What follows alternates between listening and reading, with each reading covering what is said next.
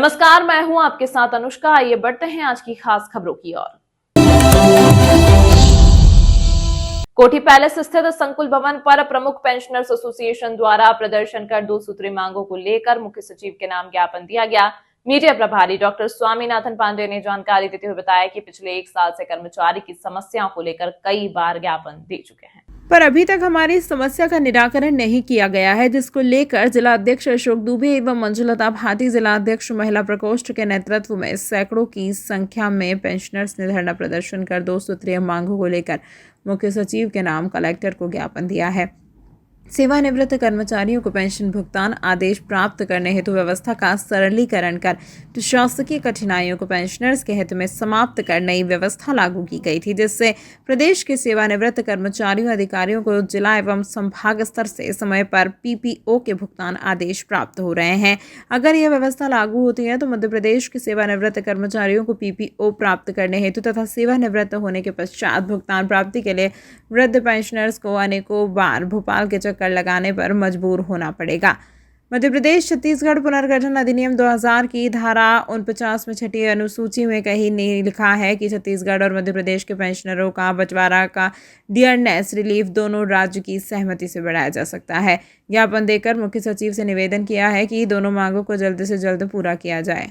प्रमुख pensioner association के प्रांत व्यापी आह्वान पर आज हम 18 दिसंबर को यहाँ एकत्र हुए हैं कलेक्टर कार्यालय उज्जैन पे, और हमारी 2 सूत्रीय मांग है। नंबर 1, धारा 49 के जो 6 परिशिष्ट है उसमें मध्य प्रदेश और छत्तीसगढ़ के जो सरकारों के बीच पेंशनरों के सत्तों का भुगतान के बारे में कोई नियम नहीं है कि आपस में एक दूसरे की सहमति प्राप्त करेंगे उसके बाद भुगतान करेंगे। अभी तक क्या हो रहा है, 2000 में जब छत्तीसगढ़ और मध्य प्रदेश सरकार बनी तो वहाँ एक धारा 49 कायम किया गया केंद्र सरकार के द्वारा, और मध्य प्रदेश और छत्तीसगढ़ की सरकार क्या करी, दोनों आपस में सहमति के नाम पर नौटंकी करती है और 1.5 साल तक 2-2 साल तक सहमति नहीं देती है और पेंशनरों के महंगाई भत्ते का नुकसान होता है। तो उस धारा को और जिसमें प्रावधान नहीं है उसको समाप्त करने का ये हमने मांग रखी है। दूसरा, जिला और संभाग स्तर पर पेंशन स्वीकृत करने के संभागीय जिला पेंशन अधिकारी के यहाँ कार्यालय पूरे मध्य प्रदेश में। अभी ऐसा वित्त विभाग का एक नोट आया है जिसमें ये कहा गया कि भाई पूरा पेंशन स्वीकृति का काम केंद्रीकृत कर रहे हैं। केंद्रीकृत मतलब भोपाल ले जा रहे हैं। भोपाल में वहाँ पेंशन स्वीकृति मध्य प्रदेश के पेंशनरों की स्वीकृति वहीं से होगी।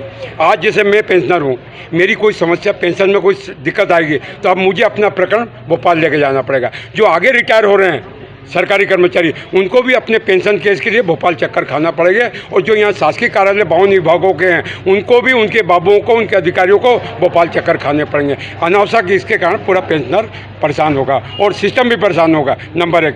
दूसरी बात क्या है, वर्तमान में पेंशन कार्यालयों पर जिला कलेक्टर का नियंत्रण रहता है, कमिश्नर का नियंत्रण रहता है। वो हर बैठक में उनकी समीक्षा करते हैं। अब वो अधिकार जब भोपाल चला जाएगा तो कलेक्टर और कमिश्नर नियंत्रण नहीं कर पाएंगे उन पर। इससे कर्मचारी और पेंशनर परेशान होंगे। यथावत सिस्टम पेंशन की जो कार्यालय की सिस्टम है इसको यथावत यहीं जिले और संभाग लेवल पर यथावत रखा जाए। मांग नहीं मानेंगे तो क्या करेंगे? आगे हम लगातार जैसे विगत अनेक वर्ष से ये ज्ञापन दे रहे हैं, धारा 49(6) के बारे में दे रहे हैं, ये ज्ञापन दे रहे हैं। ऐसे हम लगातार जो भी हमारे अहिंसक तरीके से जो कार्रवाइयाँ हो सकती शांतिपूर्ण तरीके से वो हम कार्रवाई करते रहेंगे। पेंशनर संघ तो अनेक है, बाकी उज्जैन में 2-3 संघ है जिसमें हमारा संगठन सबसे प्रभावशाली भूमिका उज्जैन में अदा कर रहा है। शमशेर सिंह तोमर, मैं प्रमुख पेंशनर एसोसिएशन का उप प्रांत अध्यक्ष हूँ। आज ओनली केवल 2 सूत्री मांग की गई है, जिसमें प्रांत का आदेश था कि ये 2 प्रमुख पेंशनर द्वारा मांग उठाई जाए। एक तो कार्यालय बंद ना हो, कोषालय वगैरह जो भोपाल में जाने की है, और दूसरा हमारा 49(6) का डीआर दिया जाए पूरा, और कभी भी हम लोगों का पैसा ना खाया जाए। और सबसे बड़ी हम लोगों को दुख इस बात का है, ये आप अपने चैनल के द्वारा माननीय मुख्यमंत्री तक भेजें कि महाकाल की नगरी में, महाकाल की नगरी से निवास करने वाले मुख्यमंत्री महोदय को ये दें आप अवश्य कि हम लोगों के साथ में अन्याय क्यों किया जा रहा है। मतलब उज्जैन के मुख्यमंत्री होने के बाद में भी हम पेंशनरों को भटकना पड़ रहा है। बड़ी शर्म की बात है ये। आप अपने चैनल के द्वारा अवश्य इस बात को भेजें। आपका नाम? अशोक दुबे, जिलाध्यक्ष प्रमुख पेंशनर समाज उज्जैन। इस अंक में फिलहाल इतना ही। अगले अंक में आपसे फिर होगी मुलाकात। तब तक के लिए नमस्कार।